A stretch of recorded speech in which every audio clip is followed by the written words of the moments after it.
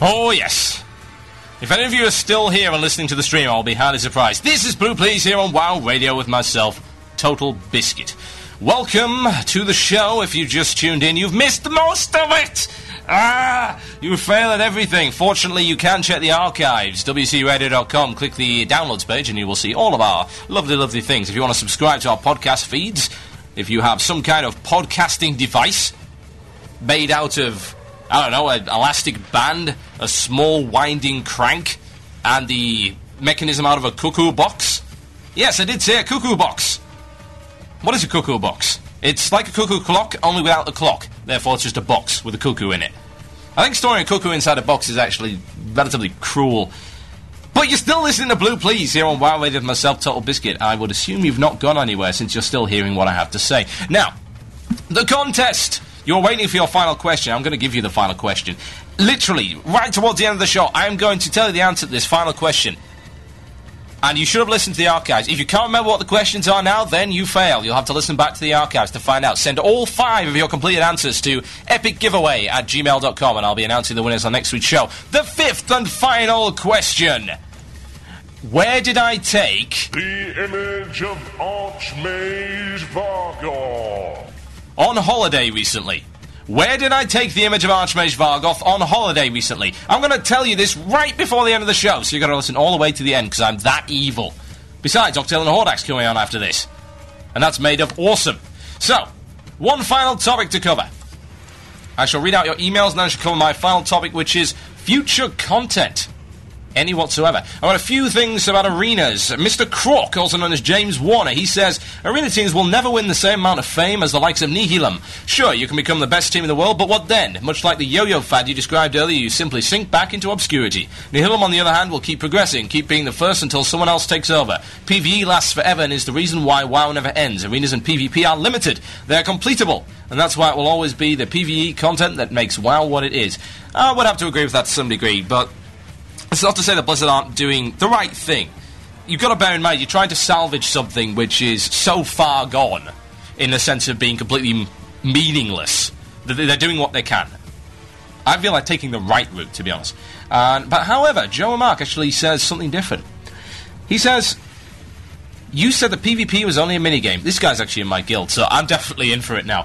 I have to disagree. As an original rank 14 priest and an endgame raider too, I have opinions from both sides of the coin on certain realms. PvP is more done than PvE, for example. Vash, a very good PvP realm. Quite a few high-rank pre-mades, quite a few PvP guilds. PvP was done more than PvE on Vash. But then you got servers like Theridon, which is mainly PvE progress, and PvP is, yes, like a minigame. Also, someone said that arenas will be the new High Warlord Grand Marshal grad. Incorrect. And here's some interesting information. I was hoping someone would come up with this, because I haven't... Let me put it this way. Mathematics is not my strong point, so the whole EPO ranking system is really lost on me. Fortunately, this guy knows what he's doing, apparently. And so he says this. Incorrect. It's not based on how much you win, it's based on how much you don't lose. I.e., if you win 10 times a day, every day, and lose 0 times, you'll be above someone that lost quite a few games but won a ton. Blizzard implemented that purely because they did not want another High Warlord GM grind. Ah, interesting. This is, of course, my personal opinion, an assumption on the situation, evidence based on what I've heard from other players. That's from Panacea, one of the founding members of the Blue Please Guild, on Mazarigo. Interesting view of things. When I would still say that PvP, at least in its point, was a minigame in the sense that the system just wasn't there to support it. The actual complexity and the amount of content in there was just so little that it just doesn't work so well, in my opinion. Let's see what else we've got. Now, I cannot pronounce that. Oh, Lalunas. I'm not going to attempt to pronounce his real name. It's really quite crazy.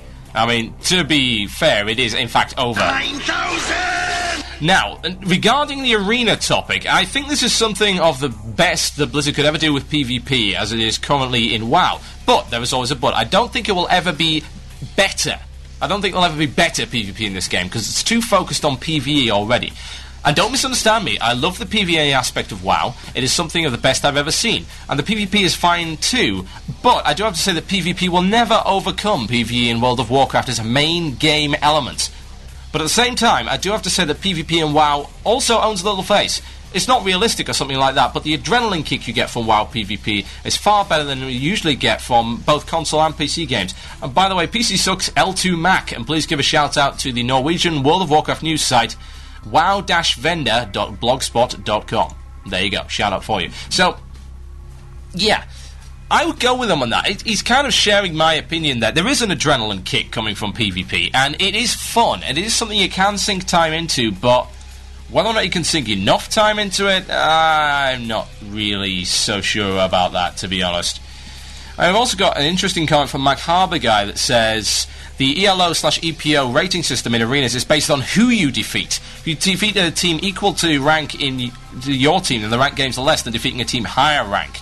So that's also a very interesting element. Very interesting element indeed. Okay, I'm going to go on to our final topic. I'm going to have to cover it very, very briefly. The way I'm going to be running Blue Please at this point is I'm going to introduce a topic at the end of this show, and next show I'm going to round it up. And I'm going to follow it up, and so we've got a bit of continuity going from show to show. That's the new slimmed down, killer, very fit and healthy Blue Please here on WoW Radio. So, what are we doing? New content. How much new content? How much new content is there going to be? Have we heard anything whatsoever? Now, I went on Blue Tracker, and I searched for a couple of things. I searched for 40-man, 25-man, and Black Temple, and Illidan as well. And I pulled up precisely nothing whatsoever about the Black Temple from Blue Posts. This is recent, you know, using the Blue Tracker at cardplace.com. I went and looked for Blue Posts about Black Temple, and there was nothing about it whatsoever, which is interesting. I also went and looked on worldofwarcraft.com and researched the area where you usually find your upcoming content. Nothing there. It's saying, find out about the Burning Crusade. It hasn't been updated since then, which is kind of concerning to me. I mean, there's not a mass...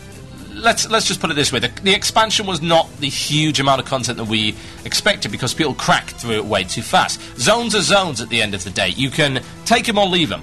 Quite literally. I decided to leave Blade's Edge completely. I will use it for money later on, probably. But I'm not really interested in the questing there. And I took, you know, some other areas. I pretty much avoided Terraca completely. You know, 2 areas, and I haven't done much of Shadow Moon either. I've only done heavily Nogran, Zangarmarsh, most of Netherstorm, and of course Hellfire.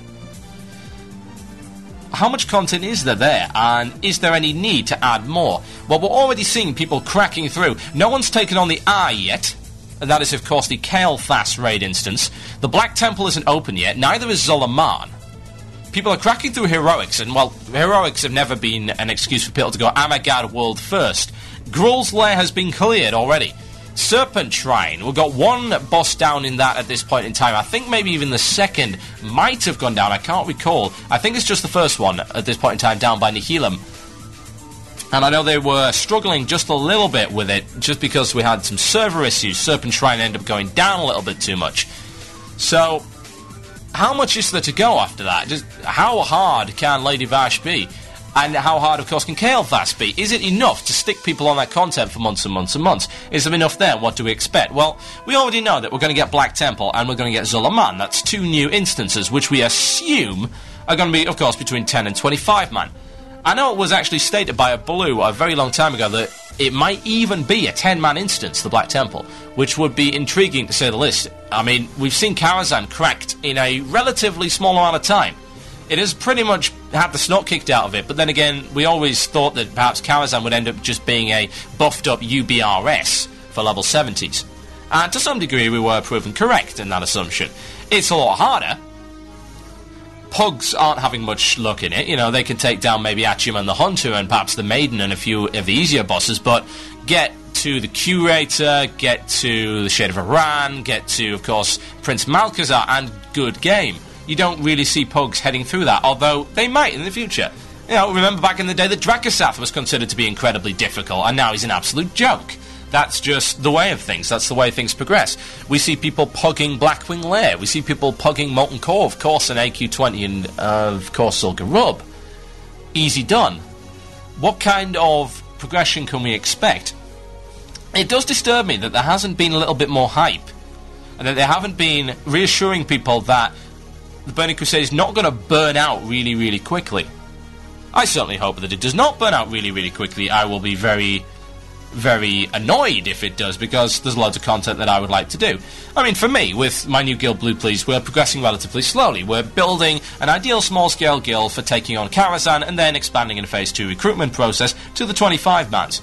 We're building our guild from the ground up for instances. And specifically, raid dungeons, yeah? And to me, that's cool. To me, that's the way that I want to play the game at this point in time, and that should extend the content for me. But what about the high-end guilds? What about Nihilum? What about Cursed D&T, Risen, and all these other guys? What's going to happen? I mean, are they going to do what I did and resort to taking your image of Archmage Vargoth on holiday to the top of Oshugan and looking out at the sunset? I really don't know. Is that what they're going to do? Are they going to take the image of Archmage Vargoth to the top of Oshugan on holiday? Will that be all that's left to do in a couple of months? We'll have to see. It does seem to me that Blizzard should now be pushing the idea that there is something coming, and it's big and it's scary.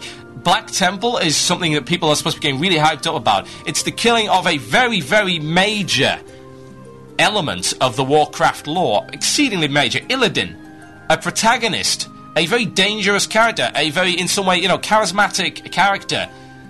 We want to see what he can do. We want to see what he's gathered, what he's created, and what new challenge is there for us. It's a major element of the Warcraft progression as regards to the storyline and the lore, and PvE. But there's been very little hype as regards to it. We don't know anything about it. We don't even have banner ads, like those amazing banner ads they did for Naxxramas. The Shadow of the Necropolis. We don't have anything like that. Let's see it. I want some hype. I want to see Blizzard hype this thing to all hell and back. I really, really do. And I'll be continuing on this topic sometime next week. Shout-out time, folks. Email themurloc@gmail.com or PM me on IRC. You have 4 minutes to get your shout-outs into me right now. Right now. Do it. And I've got one special thing to say.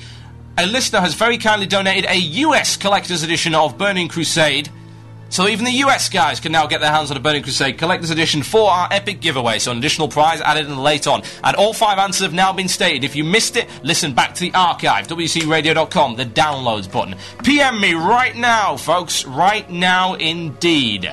Right, we've got some shout-outs coming up right now. Shout-out to myself, that's Luku, Antithius, grinding up our levels and quests in the Ghostlands on Mazrigo EU, level 20, here we go. That's the Blood Elf collection. Indeed, the Blood Elf collection, and of course to Ariana's Alt Guild, who are doing Wailing Caverns right now, hardcore. What else have we got? First off, I'd like to give a shout out to the whole WoW Radio crew. That's from Rasputin on Dark Sorrow EU. Also, I'd like to give a shout out to the Dark Sorrow EU IRC crew, and especially to Undead Torrent, lay off the darkness, mate. Quintosh, who actually did 20 yesterday, in real life, of course, and my favourite troll hunter. Wow, that's the most unpronounceable thing I've ever seen. Alkfenial. P.S. Undead Torrent, you can't save her, she's mine. Oh dear, oh dear. Could I have a shout out to everyone in the Extraordinary Guild on Karazhan EU. You rock. That is from Blazing. A shout out to me, oh, that's nice of you, for Ding 70. Woot. And also, yesterday I got my great sword of Horrid Dreams with a Imber plus 40 spell damage enchant on it.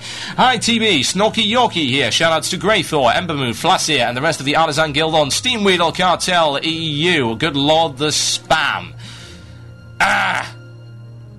Let's see what else we got. Shout out to Jack Thompson, who must die. That's from Sniper Crowbar. Along with people who must die is U-Ball. Yes, U-Ball must die in a fire. Shout out to Drea, that power leveling priest, who is very close to 32. I'll get there, TB.